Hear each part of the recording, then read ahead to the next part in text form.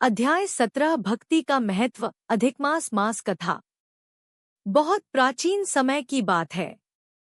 सतयुग में एक प्रतापी राजा राज्य करते थे, जिनका नाम था उत्तानपाद। उनके राज्य में वैभव, संपन्नता और सुख समृद्धि की कोई कमी नहीं थी। प्रजा प्रसन्न थी। राज्य चारों ओर प्रसिद्ध था, परंतु राजमहल के भीतर एक ऐसा प्रसंग घटित हुआ जिसने संसार को यह सिखाया कि सच्ची भक्ति से भगवान प्रसन्न होकर भक्त की हर मनोकामना पूर्ण करते हैं। राजा की दो रानियां थीं, सुनीति और सुरुचि। सुनीति अत्यंत सरल, धर्मपरायण और विनम्र थी, जबकि सुरुचि रूपवती होने के साथ साथ अहंकारी भी थी। राजा का अधिक स्नेह सुरुचि पर था। सुनीति के पुत्र थे ध्रुव और सुरुचि का पुत्र था उत्तम। एक दिन की बात है। बालक ध्रुव अपने पिता के पास गए। उन्होंने देखा कि उनके छोटे भाई उत्तम राजा की गोद में बैठे हैं। बालक ध्रुव के मन में भी पिता का स्नेह पाने की इच्छा जागी। वे दौड़कर राजा की गोद में बैठने लगे।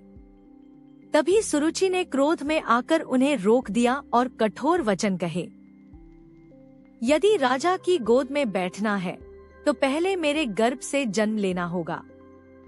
यह स्थान तुम्हारे लिए नहीं है। इन शब्दों ने बालक ध्रुव के कोमल हृदय को भीतर तक घायल कर दिया। उनकी आंखों में आंसू भर आए। वे रोते हुए अपनी माता सुनीति के पास पहुँचे और सारी बात बताई।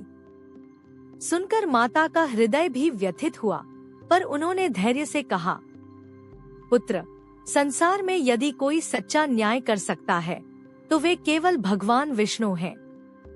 यदि तुम्हें ऐसा स्थान चाहिए जो कभी कोई छीन न सके, तो भगवान की शरण में जाओ।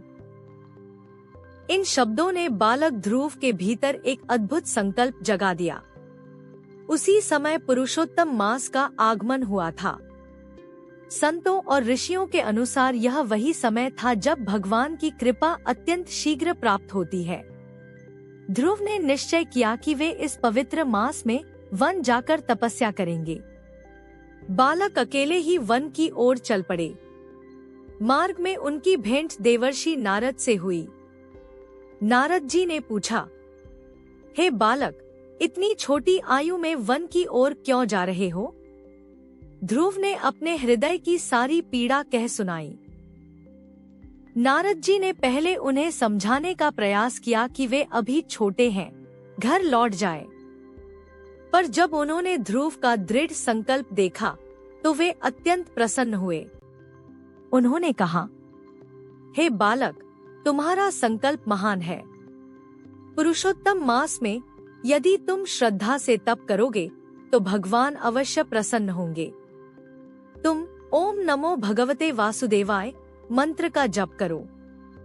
ध्रुव ने वही मंत्र ग्रहण किया और वन में एकांत स्थान पर तपस्या आरंभ कर दी। प्रारंभ में वे फल खाकर रहते, फिर कुछ दिनों बाद केवल पत्तों पर रहने लगे। उसके बाद केवल जल ग्रहण किया।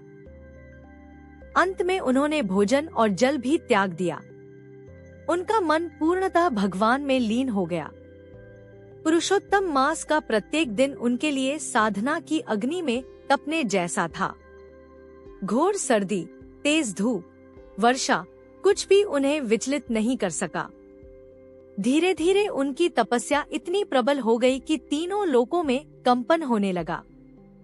देवता चिंतित हो उठे और भगवान विष्णु से प्रार्थना करने लगे, हे प्रभु, यह कौन बालक है जिसकी तपस्या से पूरा ब्रह्मांड प्रभावित हो रहा है?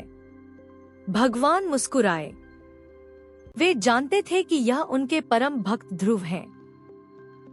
एक दिन पुरुषोत्तम मास की पवित्र रात्रि में जब ध्रुव गहन ध्यान में लीन थे, तभी उनके सामने दिव्य प्रकाश प्रकट हुआ। वह प्रकाश बढ़ता गया और उसमें से स्वयं भगवान विष्णु प्रकट हुए। भगवान के 4 भुजाएं थी, हाथों में शंख, चक्र, गदा और पद्म सुशोभित थे। उनके दर्शन से पूरा वन दिव्य प्रकाश से भर गया। ध्रुव ने जैसे ही नेत्र खोले, वे स्तब्ध रह गए। उनकी वाणी रुक गई। वे भगवान के चरणों में गिर पड़े। भगवान ने अपने शंख से उनके मस्तक को स्पर्श किया। तुरंत ध्रुव के मुख से दिव्य स्तुति निकलने लगी। भगवान ने प्रसन्न होकर कहा, हे ध्रुव, मैं तुम्हारी भक्ति से अत्यंत प्रसन्न हूँ। मांगो, क्या चाहते हो? ध्रुव कुछ क्षण मौन रहे, फिर बोले, हे प्रभु, अब मुझे कुछ नहीं चाहिए। आपके दर्शन ही मेरे लिए सब कुछ हैं। भगवान मुस्कुराए और बोले, तुमने पहले राज्य और सम्मान पाने के लिए तप किया था, पर अब तुम्हारी भक्ति निष्काम हो चुकी है। इसलिए मैं तुम्हें वह स्थान देता हूँ जो अचल और अमर होगा। भगवान ने उन्हें ध्रुव पद प्रदान किया, आकाश में अटल स्थान, जिसे आज हम ध्रुव तारा के रूप में जानते हैं। ध्रुव लौटकर जब अपने राज्य आए तो सबने उनका भव्य स्वागत किया। उनके पिता ने उन्हें हृदय से लगाया। उनकी सौतेली माता सुरुचि भी पश्चाताप से भर उठी।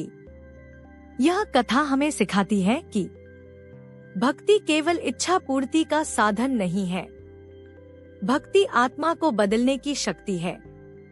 ध्रुव वन में गए थे सम्मान पाने के लिए, लेकिन लौटे भगवान को पाकर। पुरुषोत्तम मास का भी यही संदेश है। इस मास में की गई भक्ति मनुष्य की छोटी छोटी इच्छाओं को भी पूर्ण कर सकती है, लेकिन यदि भक्ति सच्ची हो जाए तो वह इच्छाओं से ऊपर उठाकर भगवान के साक्षात्कार तक पहुंचा देती है।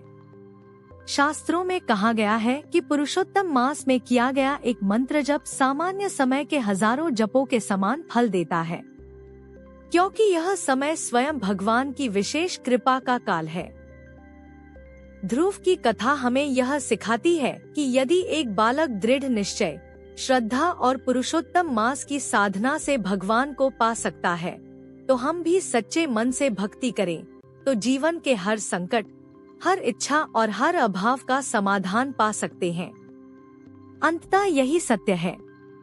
भक्ति से भगवान प्रसन्न होते हैं, और जब भगवान प्रसन्न होते हैं तो वे केवल इच्छाएं ही पूरी नहीं करते, बल्कि भक्त को अपने समीप स्थान देते हैं।